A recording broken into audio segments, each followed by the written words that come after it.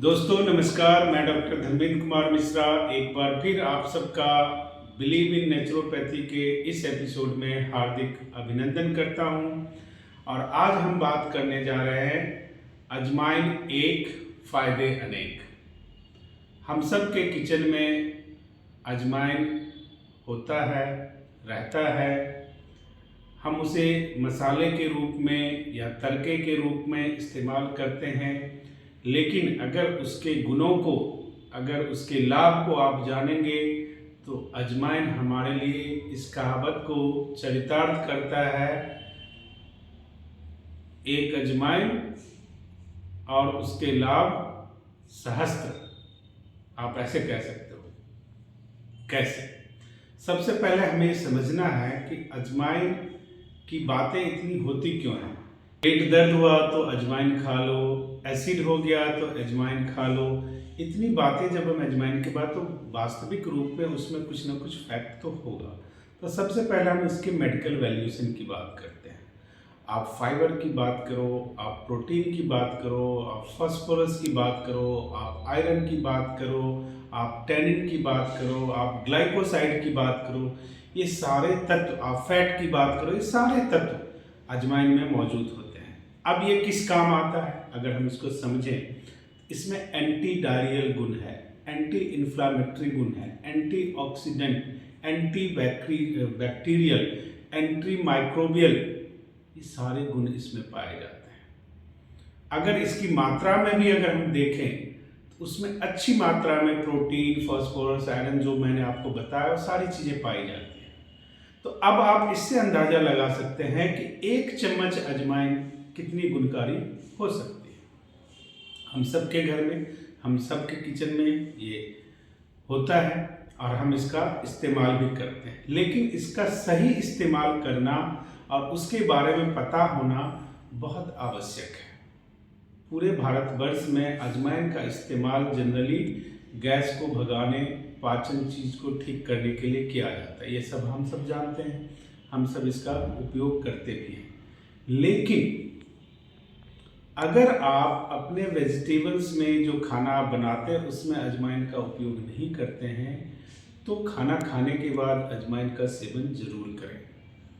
अब सवाल आता है कि अजवाइन का सेवन करना इतना क्यों जरूरी है, क्योंकि इससे पहले मैंने इतना गुण आपको बताया कि, और इतनी चीज़ें उसके गुण के बारे में आपको बताया, मेडिकल वैल्यूएशन अलग अलग चीज़ों का दिखाया आपको कि किस तरह से उपयोगी है। इसके अलावा ये कफ और पित्त को संतुलित करता है। अगर और पित्त का, खासकर पित्तनाशक कहा जाता है अजवाइन को। अलग अलग हिस्सों में कहीं से यामिनी कहा जाता है, कहीं से अजमम कहा जाता है, कहीं से अजना कहा जाता है, अलग अलग नामों से देश में जाना जाता है इसको। लेकिन इसका जो एक गुण है वो क्या है? पित्तनाशक, और पित्त कफ को संतुलन करना इसका काम है। अब पित्त का बनने का समय क्या होता है? दिन में, दोपहर के समय पित्त बनता है।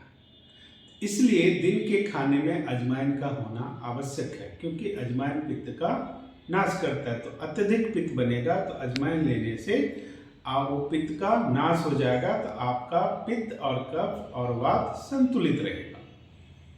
इसके अलावा अगर मान लो कि खाने में आपने नहीं डाला हुआ है, नहीं दिया हुआ है, तो सबसे सिंपल है, अपने पास रखो, उसमें से एक चम्मच ले लो और फंकी की तरह खा लो। कई दफ़ा उसका स्वाद कसेला टाइप का लगता है, खाने में अच्छा नहीं लगता है। तो आपने क्या करना, सेंधा नमक ले लेना या पिंक सॉल्ट लेना, हल्का उसमें मिक्स कर दो, खा लो। गुड़ ले लो, गुड़ के साथ मिक्स कर दो, खा लो। अब इस मौसम में अजवाइन के क्या फायदे हैं? सबसे पहला, कफ पित्त को बैलेंस करना है तो अजवाइन का सेवन करना अति आवश्यक है।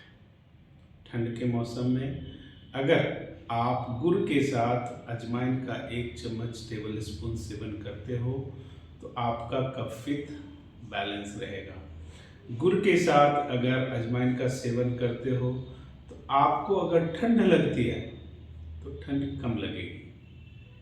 सिंपल अजवाइन आप सेवन करते हो रात को गर्म पानी के साथ, तो आपके इम्यूनिटी को बढ़ाता है।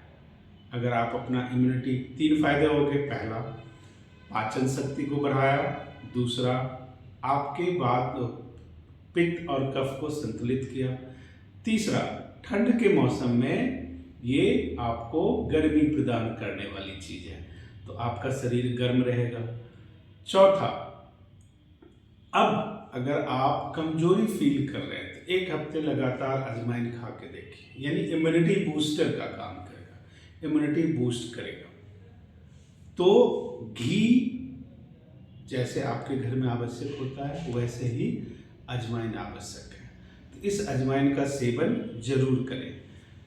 गर्मी के मौसम में हम अलग तरीके से इसके बारे में बात करेंगे, इसके इस्तेमाल के तौर तरीके अलग होंगे, वो हम गर्मी में जब अपना एपिसोड इसके लिए निकालेंगे तब बात करेंगे। तब तक के लिए आप सबका धन्यवाद। आप सबको ये चीज़ अच्छी लगती है, इन्फॉर्मेशन अच्छी लगती है, इसको लाइक करें, शेयर करें, सब्सक्राइब करें और ज़्यादा से ज़्यादा लोगों तक पहुँचाएँ। आप सबका बहुत बहुत धन्यवाद।